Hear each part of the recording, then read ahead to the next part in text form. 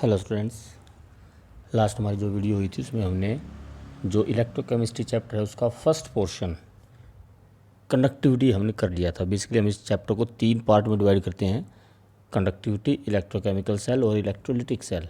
तो कंडक्टिविटी वाला पोर्शन जो हमारा कोलरोश लॉ और उसकी एप्लीकेशन तक हमारा हो गया था। अब नेक्स्ट पोर्शन आज हम इसका स्टार्ट कर रहे हैं, वो है electrochemical cell.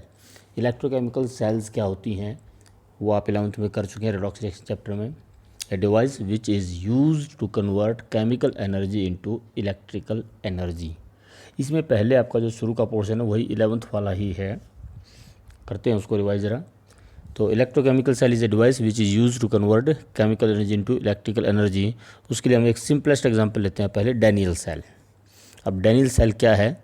It consist of 2 half cells, zinc rod dipped in zinc sulfate solution make the left half cell, and copper rod dipped in copper sulfate solution makes the right half cell, and the half cells are joined by a salt bridge that prevents the mechanical mixing of solution। ये आपकी 2 half cells हैं इस तरह से कि it consists of 2 half cells, left half cell में zinc rod dipped in zinc sulphate solution, and left side में zinc copper rod dipped in a copper sulphate solution, and the 2 solutions are linked by a salt bridge, and the 2 rods are connected by conducting wire through a galvanometer. तो ये आपकी एक Daniel cell होती है जिसमें एक road होती है जिंक की और एक रोड होती है कॉपर की। Zinc is dipped in zinc sulphate solution and copper road is dipped in copper sulphate solution. तो ये आपकी एक डैनियल सेल आपकी बन जाती है। बात है अब इसमें आपका कि प्रोड्यूस क्या होगा, क्या ऑब्जर्वेशंस हमारी होंगी, इसमें क्या रिएक्शंस होती हैं। तो पहले इसकी ऑब्जर्वेशन देखते हैं। हम ऑब्जर्व क्या करते हैं कि when 2 half cells are connected by a wire we notice that electric current flow through the external circuit. जो हमारा ये एक्सटर्नल सर्किट था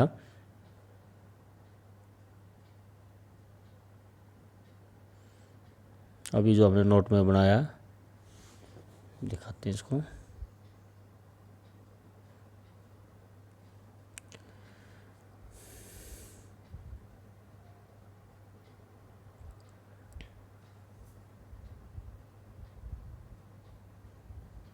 ये हमने जो एक्सटर्नल सर्किट बनाया था इसमें यहाँ से करंट फ्लो होना शुरू होता है इन दिस डायरेक्शन।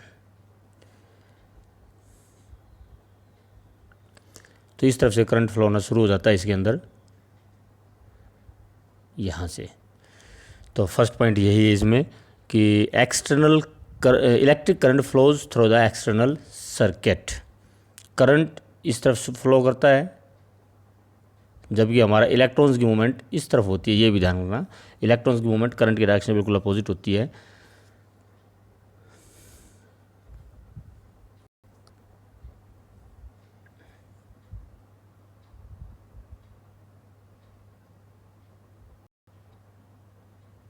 हर बार उल्टा ही आ रहा है।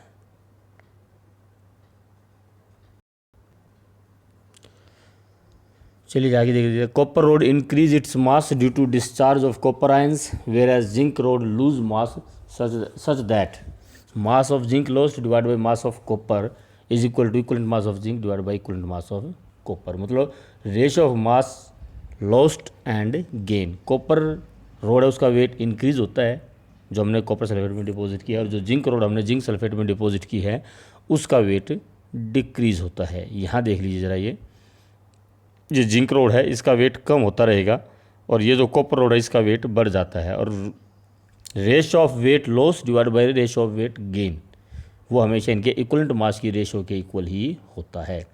Mass of zinc loss divide by mass of copper gain is equal to mass of zinc equivalent mass of zinc divide by equivalent mass of copper.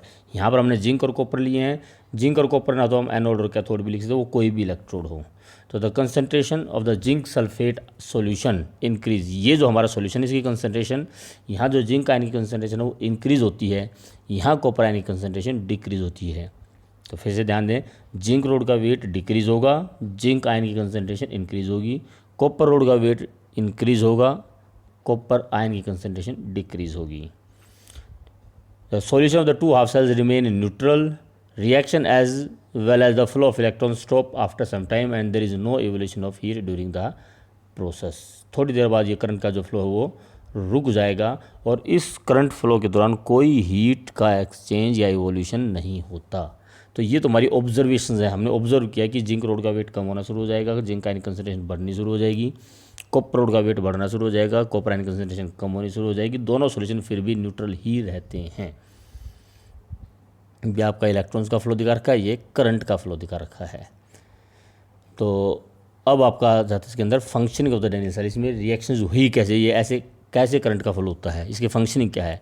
Since zinc has a greater tendency to lose electron, zinc की oxidise होने की tendency ज़्यादा होती है, tendency to lose electron, loss of electron is called oxidation, 11th में आप कर चुके हैं।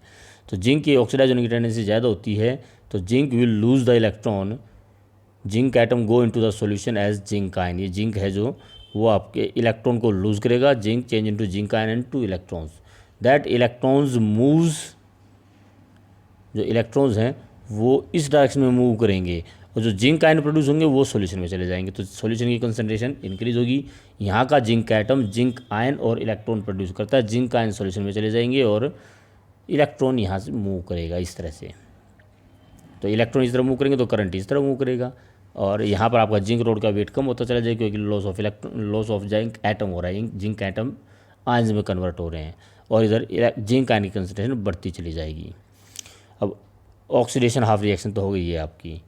So these electrons flow through the external circuit to the copper electrode where they are taken up by the copper ions to form copper atom which are deposited over the copper electrode and the reaction may be depicted as, ये copper ion electron को gain कर लेता है। वो electron जैसे यहाँ से इस तरह मूव करते हैं और यहाँ कॉपर में आएंगे तो वहाँ कॉपर आयन उस इलेक्ट्रॉन को गेन करके कॉपर एटम बना लेंगे जो इसके ऊपर डिपॉजिट हो जाएंगे। तो इस कॉपर रोड का वेट बढ़ जाएगा और यहाँ कॉपर आयन की कंसंट्रेशन कम हो जाएगी।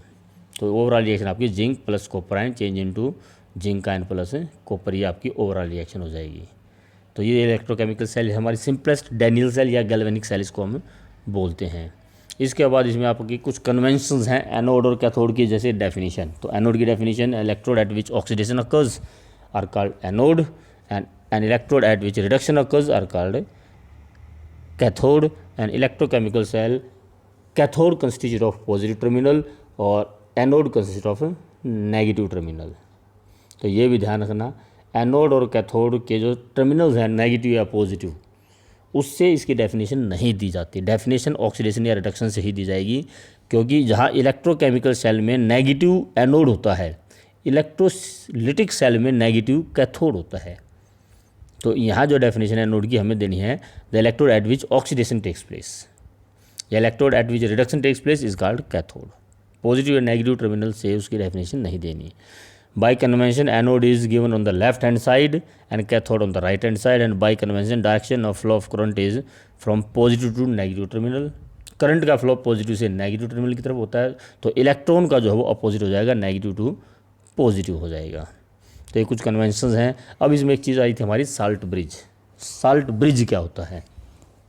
Salt bridge is an inverted U tube containing an aqueous jelly-like solution of the some non-reacting electrolyte like KCl, KNO3 और अमोनियम सल्फेट। ये जो हमारा आया था इसमें, ये हमारी साल्ट ब्रिज है। ये इन्वर्टेड U शेप ट्यूब होती है जिसके अंदर jelly like salt, potassium nitrate, potassium chloride वगैरह इसके अंदर फिलअप कर दिया जाता है और उसको जेली लाइक बनाने के लिए उसके अंदर अगार अगार का यूज़ किया जाता है और फिर दोनों तरफ ग्लास वूल से इसको प्लग कर दिया जाता है, मतलब बंद कर दिया जाता है। तो ये आपकी साल्ट ब्रिज है, that is also very important. Salt bridge inverted U tube containing an aqueous jelly like solution of some non-reacting electrolyte like KCl, KNO3 या ammonium nitrate etc. which have equal mobility of cation and anion। Cations की जो mobility होती है वही A9 की movement होगी। It is made gelatinous by adding agar agar and of the U tubes are plugged by glass wool. इसके functions question आ जाता है कई बार कि give the functions of salt bridge. It prevents voltage drop, it allows the flow of current by completing the circuit, मतलब it complete the circuit, it prevents voltage drop, there is a migration of anion from anode to cathode half cell, it maintains electrical neutrality and the mobility of cation anion is fairly equal. तो it allows the complete the circuit, it maintain the electrical neutrality and it prevents the voltage drop. Basically ये तीन आपके salt bridge के application है। तो question important है ये भी कि what is salt bridge, give its functions. अब इसके बाद इसमें आ जाते हैं सेल रिप्रेजेंटेशन। सेल को रिप्रेजेंट कैसे किया जाता है। सेल को रिप्रेजेंट करने के लिए आपके कुछ रूल्स हैं, साइन कन्वेंशंस हैं, नोटेशंस हैं। वो क्या है कि solid in contact with liquid phase is shown bye vertical lines. फिर वही उल्टा रहा है, नोट्स में चलते हैं हम जरा इसको रिप्रेजेंट करने के लिए कि जो सॉलिड और लिक्विड फेस है उनके बीच में they are represented by a vertical line. जैसे जिंक सॉलिड होता है और जिंक आयन एक्वा सॉल्यूशन में है, तो सॉलिड और लिक्विड फेस है, these are separated by a single vertical line. Salt bridge is represented by two vertical lines. ऐसे ही कॉपर आयन ऑब्लिक कॉपर। अब इसमें मेन चीज़ है इनकी कंसंट्रेशन, यहाँ पर उनकी कंसंट्रेशन भी साथ में गिवन होनी चाहिए जो भी आयंस अगर हैं। तो बेसिक रूल तो यही है कि salt bridge is shown by two vertical lines, solid and liquid phase are represented by single vertical lines, concentration of ions is given in parenthesis. ये इसी में बेसिकल रूल है। और एक मेन रूल है कि एनोड जहाँ ऑक्सीडेशन होता है वो लेफ्ट हैंड साइड में, और कैथोड जहाँ पर रिडक्शन होता है वो राइट हैंड साइड में गिवन होते हैं। ये आपका ऑक्सीडेशन है, zinc change into zinc ion, oxidation number increase हो रही है 0 से +2, मतलब ऑक्सीडेशन है, +2 से 0 रिडक्शन है, कैथोड हो गया, ये आपकी राइट हैंड साइड में गिवन होगी। ये इसमें कुछ रूल्स हैं, बेसिकली इनको पढ़ते हैं हम जरा। इलेक्ट्रोड पोटेंशियल तो भी नहीं हुआ हमारा, हाँ जी। Solid in contact with liquid phase is shown by the vertical line, zinc in contact with zinc sulphate solution as can be represent as zinc oblique zinc ion, where concentration of zinc ion is C zinc ion is the concentration of zinc ion। ये जो है ये zinc ion की concentration है। The two solutions of the different concentration of the same electrolyte or the two solution of different electrolytes when directly in contact are indicated by vertical line। अगर दो solutions of different concentration, zinc concentration C1 और zinc concentration यहाँ पर C2 है, ये zinc ion concentration C1 है, ये concentration C2 है। दो सॉल्यूशन सेम इलेक्ट्रोलाइट के हैं, ये भी जिंक सल्फेट है, ये भी जिंक सल्फेट, लेकिन कंसनट्रेशन डिफरेंट है। या एक जिंक की कंसनट्रेशन C है, यहाँ कॉपर की कंसनट्रेशन C है, इनको भी सिंगल वर्टिकल लाइन से रिप्रेजेंट किया जाता है अगर डायरेक्टली कॉन्टैक्ट में हो तो। If the two solutions are coupled by salt bridge, अगर डायरेक्ट कॉन्टैक्ट में नहीं है और साल्ट ब्रिज बीच में है, then the two vertical lines are used. तो साल्ट ब्रिज के लिए दो वर्टिकल लाइन यूज़ की जाती हैं। Zinc concentration C1 and zinc concentration C2, उनको दो साल्ट ब्रिज से सेपरेट किया गया है, दो वर्टिकल लाइन। ऐसे जिंक कंसनट्रेशन C और copper concentration C salt bridge से सेपरेटेड है तो डबल लाइन, मतलब salt bridge is represented by two vertical lines. और इस तरह से एक galvanic cell is formulated by coupling the two half cells, और दोनों हाफ सेल्स को जोड़कर पूरी कंप्लीट सेल बना दी जाती है। The electrode at which oxidation takes place is called anode and negative electrode and is written on the left hand side. Electrode at which reduction takes place is called cathode या positive terminal and the written on the right hand side. Cathode right hand side में, anode left hand side में। To represent the cell it is essential to mention the pressure of the gas involved। अगर कोई gas involve है तो उसका pressure भी given होना चाहिए। Concentration of the solution, physical state of the substance and temperature. जैसे कि 25 डिग्री सेल्सियस पर ये आपका है प्लेटिनम। प्लेटिनम यहाँ पर एक वायर का काम करती है। हाइड्रोजन गैस 1 एटमॉस्फेरिक प्रेशर पे oblique H ion 0.1 m concentration, ये साल्ट ब्रिज हो गया। फिर copper ion 1 m concentration oblique copper. तो ये आपकी एक पूरी सेल की रिप्रेजेंटेशन हो गई, जहाँ पर आपकी अगर गैस है तो उसका प्रेशर मेंशन करना चाहिए, और अगर आयंस हैं, सॉल्यूशन है, तो उसकी कंसंट्रेशन मेंशन होनी चाहिए। तो सेल रिप्रेजेंटेशन आपका ये होता है कि बीच में salt bridge, left hand side पे एनोड और राइट हैंड साइड में कैथोड। सेल रिप्रेजेंटेशन आगे न्यूमेरिकल्स में बहुत यूज़ होता है, तो सेल रिप्रेजेंटेशन आपको अच्छी तरह से कर लेना कि कैसे एक सेल को रिप्रेजेंट किया जाता है। अब इसके बाद में कुछ और डेफिनेशंस आ जाती हैं। Electrode potential, the potential difference set up between an metal ion and its ions in solution is known as half cell electrode potential, या it is a measure of tendency of an electrode to get oxidise और reduce. ये देखिए ज़रा, जब हम एक electrode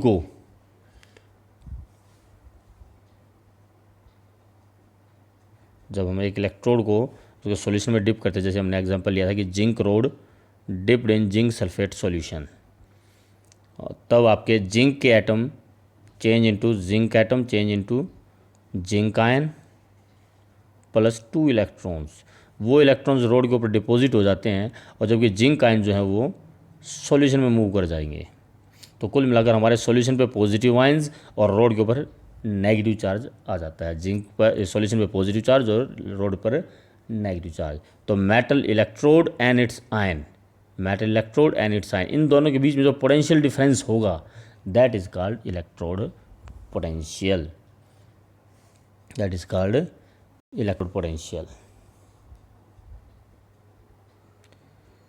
इस तरह से आपका स्टैंडर्ड इलेक्ट्रोड पोटेंशियल है। स्टैंडर्ड इलेक्ट्रोड पोटेंशियल की डेफिनेशन वही रहेगी, बस आपको स्टैंडर्ड कंडीशंस भी उसमें इन्वॉल्व करनी है। स्टैंडर्ड कंडीशन आपकी 298 केल्विन टेम्परेचर, कंसंट्रेशन 1 m होनी चाहिए, और अगर गैस है तो प्रेशर 1 bar होना चाहिए। It is the potential of the electrode at 25 degree Celsius when gases substance are 1 atmospheric pressure and reactant and product species are at 1 m concentration, 1 m, pressure 1 atmospheric, temperature 25 degree Celsius या 298 kelvin.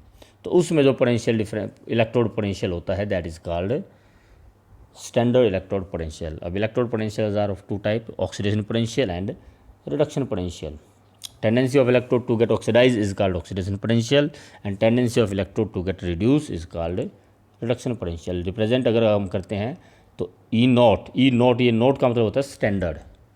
ई metal ओब्लिग metal ion, ये आपका oxidation है, ध्यान रखना, metal change into metal ion, यहाँ ध्यान रखना है इस चीज़ पे, मेटल और इधर मेटल आयन है, मेटल ओब्लिग मेटल आयन, मतलब ऑक्सीडेशन नंबर इंक्रीज हो रहा है, ऑक्सीडेशन, तो ये आपका ऑक्सीडेशन पोटेंशियल हो गया। रिडक्शन पोटेंशियल में आपका metal ion oblique metal, oxidation state plus n थी, वहाँ से 0 आ गई, मतलब डिक्रीज हुई है, तो वो आपका रिडक्शन हो गया। तो ये हो गया reduction potential. E not metal ion oblique metal है तो reduction potential, standard reduction potential, और अगर ई मेटल आयन ओब्लिक मेटल है तो ये आपका रिडक्शन पोटेंशियल, जो कि स्टैंडर्ड कंडीशन में नहीं है। स्टैंडर्ड कंडीशन होगी तो नोट लग जाएगा। ऑक्सीडेशन दिखा रखा है तो ऑक्सीडेशन पोटेंशियल, यहाँ रिडक्शन दिखाते हैं तो रिडक्शन पोटेंशियल। हाँ, एक बात और ध्यान में रखनी है कि रिडक्शन पोटेंशियल और ऑक्सीडेशन पोटेंशियल किसी भी एक पार्टिकुलर इलेक्ट्रोड का कि वैल्यू सेम होते हैं लेकिन साइन अपोजिट होता है। Reduction potential of an electrode is numerically equal to the oxidation potential of the electrode but have opposite sign. ये यहाँ देखिए, reduction potential, standard reduction potential of copper 0.34 volt है, तो standard oxidation potential of copper है जो -0.34 volt होगा। Value same है लेकिन साइन अपोजिट है, ये पॉजिटिव है तो ये नेगेटिव है। ऐसी जिंक की है, जिंक का जो रिडक्शन पोटेंशियल है, स्टैंडर्ड रिडक्शन पोटेंशियल वो -0.76 होता है, तो उसका स्टैंडर्ड ऑक्सीडेशन पोटेंशियल +0.76 हो जाएगा। तो इलेक्ट्रोड पोटेंशियल क्या है, ऑक्सीडेशन पोटेंशियल और रिडक्शन पोटेंशियल्स क्या है, इनकी डेफिनेशंस। उसके बाद एक इसमें आ जाती है आपकी EMF, the difference of electrode potential of the 2 electrode in a cell when no current is flowing through the circuit is called EMF। और यहाँ EMF उसमें डिफरेंस है, लेकिन उससे पहले एक बार ज़रा मैं फिर से वापस नोट पर आता हूँ, थोड़ा सा दिखाते हैं आपको कि कैसे है ये इलेक्ट्रोड पोटेंशियल और EMF है क्या चीज़। सपोज कीजिए जिंक एक कोई भी मेटल है, metal dipped in metal ion solutions, तो इसका अपना एक रिडक्शन पोटेंशियल होगा। इस मेटल इलेक्ट्रोड और उसके आयंस के बीच में जो पोटेंशियल डिफरेंस होगा that is called electrode potential of this electrode. एक सेकंड हाफ सेल और भी है, वहाँ पर मेटल कोई दूसरा है और यहाँ उसका आयंस का सॉल्यूशन है। इस इलेक्ट्रोड और उसके सॉल्यूशन के बीच में जो पोटेंशियल डिफरेंस होगा वो होगा electrode potential of this electrode. मान लीजिए ये आपका एनोड है, ये आपका कैथोड है, मतलब यहाँ ऑक्सीडेशन हो रही है और यहाँ रिडक्शन हो रही है।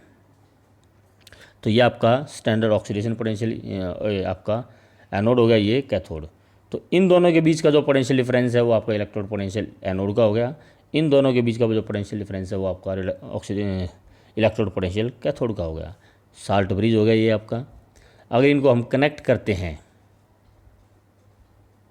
तो अब करंट फ्लो करेगा, लेकिन करंट फ्लो करने से पहले इन दोनों इलेक्ट्रोड्स के बीच में जो पोटेंशियल डिफरेंस होगा वो ईएमएफ कहलाती है। मेटल आयन और सॉल्यूशन के बीच का potential difference electrode potential, metal ion और सॉल्यूशन के बीच का पोटेंशियल डिफरेंस इलेक्ट्रोड पोटेंशियल, और इन दोनों इलेक्ट्रोड के बीच का difference EMF when no current is flowing through the circuit. तो ये आपके ईएमएफ की डेफिनेशन है। ये difference of electrode potential of the two electrode in a cell. एक सेल के अंदर जो दो इलेक्ट्रोड्स हैं उन दोनों के बीच का जो पोटेंशियल डिफरेंस है that is called EMF when no current is flowing through the circuit. आ जाता है क्वेश्चन पोटेंशियल डिफरेंस में और ईएमएफ में डिफरेंस क्या है। तो it is the difference between two electrodes when no current is flowing through the circuit, and it is the difference of the potential between electrodes in closed circuit। closed circuit है, उसमें जो आपका current flow कर रहा है उसमें जो आपका पोटेंशियल डिफरेंस होगा वो पोटेंशियल्स का जो डिफरेंस होगा। लेकिन जब करंट फ्लो नहीं कर रहा है तब जो वैल्यू होगी वो ईएमएफ की होगी। It is found out by the means of potentiometer, और जबकि potential difference a volt meter can be use to find it. Calculate करने के लिए यहाँ पोटेंशियोमीटर यूज़ करना पड़ता है, यहाँ पर वोल्ट मीटर यूज़ करते हैं। It is the maximum voltage and it is less than the maximum. It is responsible for steady flow of current, it is not responsible for steady flow of current. तो इनमें difference भी आ जाता है कि what is the difference between EMF and potential difference.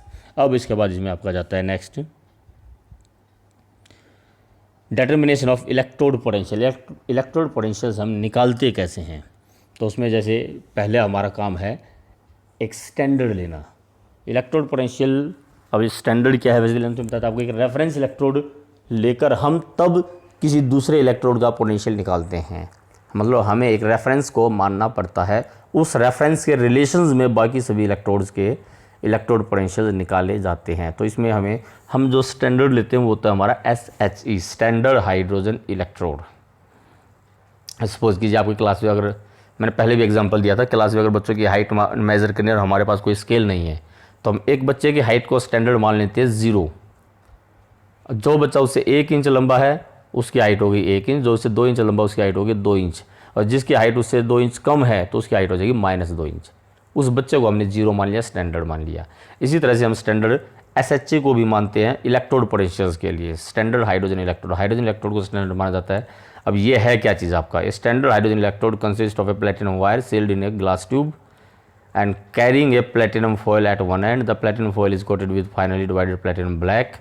It is dipped in 1 m aqueous HIN solution. Hydrogen gas at 1 bar pressure is constantly bubbled through the solution and represented as। ये इसकी construction है। फिर थोड़ा सा अपना note में आते हैं, वहाँ पर आपको और क्लियर आएगा। इसको देखिए कैसे है। SHE है क्या चीज़। SHE consist of, standard hydrogen electrode consist of a platinum wire with a platinum foil at one end coated with platinum black. It consists of a platinum wire with a platinum foil at one end and coated with platinum black, sealed in a tube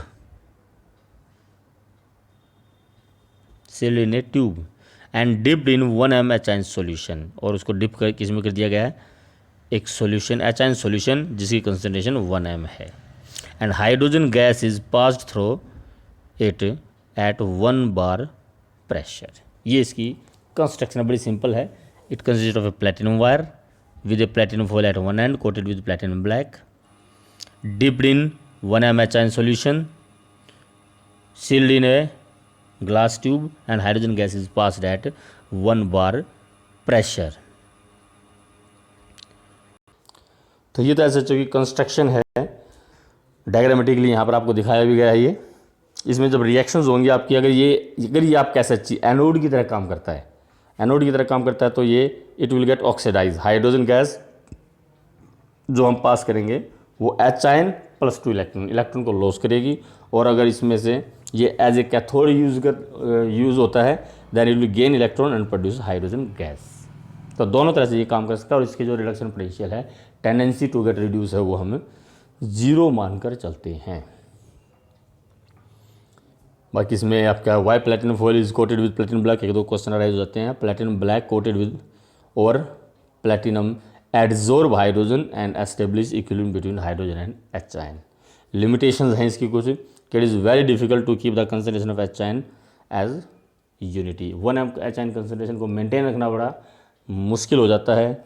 to maintain the pressure of 1 बार, वो भी थोड़ा सा difficult है, क्योंकि जब hydrogen gas H ion में convert होगी तो H आयन की कंसंट्रेशन चेंज होगी और हाइड्रोजन का प्रेशर चेंज हो जाता है। और also the third drawback is the platinum electrode also get poisoned even by A trace of impurity. जो प्लेटिनम इसमें कैटलिस्ट का काम करता है, वो आपका पॉइजन का काम करता है। उसमें कोई इम्प्योरिटी है तो वो आपको पॉइजन का काम करती है। तो ये थोड़ा सा SHG के बारे में, इसको हम स्टैंडर्ड मान के चलते हैं, रेफरेंस मान के चलते हैं, और इसी के साथ कनेक्ट करके हम बाकी सभी इलेक्ट्रोड्स के इलेक्ट्रोड पोटेंशियल निकालते हैं। कैसे निकालते हैं वो भी करेंगे इसी में अभी। तो कैसे निकालते हैं ज़रा वो देख लेते हैं ज़रा। ये आपके सपोज कि जिंक इलेक्ट्रोड का आपको रिडक्शन पोटेंशियल निकालना है, तो क्या करेंगे, zinc dipped in zinc sulphate solution, 1 mg zinc sulphate solution में जिंक रॉड डिप की और उसको SHG के साथ कनेक्ट कर दिया। जस्ट लाइक कनेक्ट करने के बाद जो हमें दिखता है इसमें, जिसकी रीडिंग आती है वोल्ट मीटर में, या EMF की जो वैल्यू आती है वो 0.76 आ जाती है। ये जैसे कि इस डायग्राम में दिखाया गया है। हमने क्या किया, एक जिंक 1 mg जिंक का सल्फेट सॉल्यूशन लिया जिसमें जिंक रोड है, डिप्ड है, और इधर SHG है हमारा, वही प्लेटिनम।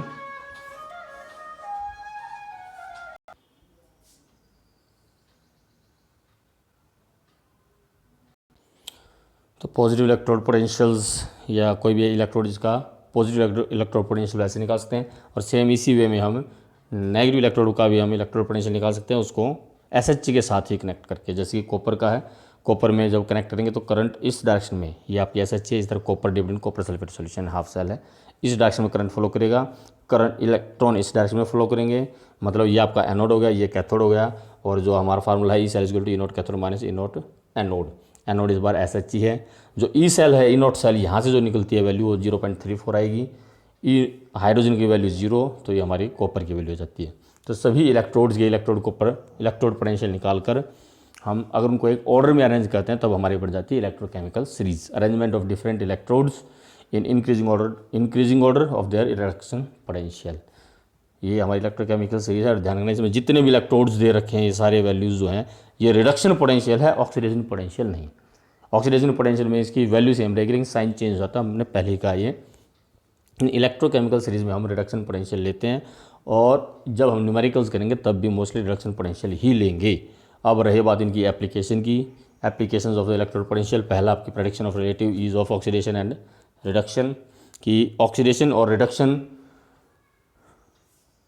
कौन आसानी से होगा। तो जिसका रिडक्शन पोटेंशियल कम है वो रिड्यूस होने की टेंडेंसी उसकी कम है, आसानी से रिड्यूस नहीं होगा, वो ऑक्सीडाइज बड़ी जल्दी होगा, सो स्ट्रॉन्ग रिड्यूसिंग एजेंट है।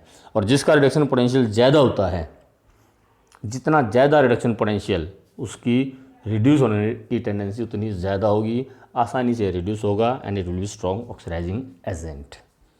तो जितना लोअर, लिथियम आपका स्ट्रॉन्गेस्ट रिड्यूसिंग एजेंट हो गया, और जितनी वैल्यू हाई होगी रिडक्शन पोटेंशियल की, वो स्ट्रॉन्ग ऑक्सीडाइजिंग एजेंट होगा। तो इसकी एप्लीकेशन ये है आपकी। दूसरा है prediction of feasibility of the reactions, reaction होगी या नहीं होगी। तो अगर आपकी ई नॉट सेल की वैल्यू, EMF की वैल्यू पॉजिटिव आ जाती है तो रिएक्शन होगी, अदरवाइज रिएक्शन नहीं होगी। तो उसके लिए हम क्या करते हैं, सपोज फॉर एग्जांपल है आपका, can we store bromine in the iron vessel.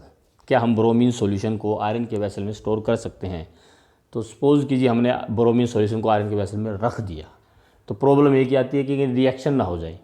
तो रिएक्शन होगी तो क्या होगी, इसमें आयरन के वेसल के अंदर हमने ब्रोमीन रखी है, तो iron will get oxidise to ferrous ion and bromine will convert into bromide ion.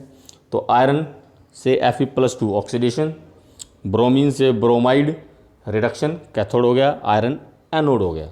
तो अगर रिएक्शन हुई तो ई नोट सेल इसकी हो जाएगी, E naught cathode minus anode. Cathode यहाँ पर ब्रोमीन है जो कि रिड्यूस हो रहा है, तो उसकी वैल्यू 1.08। एनोड हमारा आयरन है जो कि ऑक्सीडाइज हो रहा है, उसकी वैल्यू -0.44। तो टोटल वैल्यू 1.52 वोल्ट आ गई, मतलब द रिएक्शन इज़ पॉसिबल। अब रिएक्शन पॉसिबल है तो हम ब्रोमीन को आयरन के वेसल में स्टोर नहीं कर सकते। इससे अलग दो एप्लीकेशन है, production of metal to produce hydrogen gas. जितने भी नेगेटिव पोटेंशियल वाले इलेक्ट्रोड्स हैं, ये जिनकी वैल्यू नेगेटिव है, ये सभी एसिड में से हाइड्रोजन लिबरेट कर सकते हैं, पॉजिटिव वाले लिबरेट नहीं करेंगे। एक ये एप्लीकेशन है। और लास्ट है determination of standard EMF of the cell. Standard EMF calculate करना, वो हमारा फार्मूला है E naught cell is equal to E naught cathode reduction potential of cathode minus reduction potential of anode. एक formula वो भी होता है E cell is equal to reduction potential of cathode plus oxidation potential of anode. तब हम plus का sign लेंगे अगर हम एनोड का ऑक्सीडेशन पोटेंशियल लें और रिडक्शन का कैथोड का रिडक्शन पोटेंशियल, तब हम पॉजिटिव साइन लेते हैं। लेकिन क्योंकि हमारी बाई कन्वेंशन हम रिडक्शन पोटेंशियल ही लेते हैं, इलेक्ट्रोकेमिकल सीरीज में रिडक्शन पोटेंशियल है, तो दोनों अगर रिडक्शन पोटेंशियल लेंगे तो यहाँ पर नेगेटिव वैल्यू होगी। तो ये इसकी एप्लीकेशंस हैं। अब इससे जो नेक्स्ट पोर्शन हमारा effect of concentration and temperature on reduction potentials and EMF Nernst equation से है, वो हम अपने नेक्स्ट क्लास में लेंगे। Thank you.